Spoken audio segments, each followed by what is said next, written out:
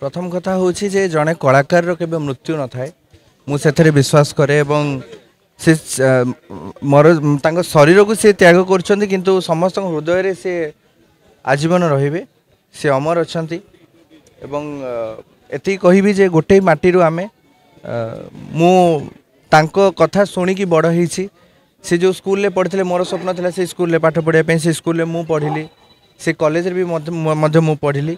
एवं तांकोटू बहुत किसी शिखी बहुत जिन शिखी सब बड़ जिनस हूँ जड़े कलाकार हिसाब से भल मनीष हवा दरकार और से जिनसटा ही पाखे सब बेसी थिला मनीष पणिया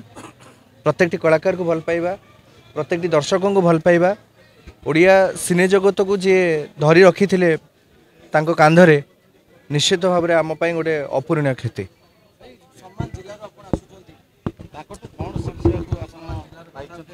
मुझे भी जब मन पकेबी जेबे भी सार सहित देखा हुए सार पचारते कि भल अच्छु आओ मुड़ी आणीनु तेणु बारिपदा प्रति भल पाइबा सम्मान जिला जिते कहले तेणु माटी प्रति भल पाइबा थिला से केवल नुहे जे सिनेमा जगत को लेकिन संश्लिष्ट थिले से एबे भी जेबे भी बारिपदा जाउथिले तांकर जति पुराना बंधु अछंती तांको सहित मिसंती से ऑफ स्क्रीन कहतु ऑन स्क्रीन सबुथिरे से हीरो थे निश्चित भाव में बहुत करछंती मयूरभंज महोत्सव मयूरभंज उत्सव सबुथिरे तांकर पाद पड़े एवं सब बड़े कहते जे तुम मान जहाँ भी असुविधा अच्छी मत जनाओ मु आग को ठिया बहुत कलाकार को बारिपदार आनी मयूरभंज माटी आनी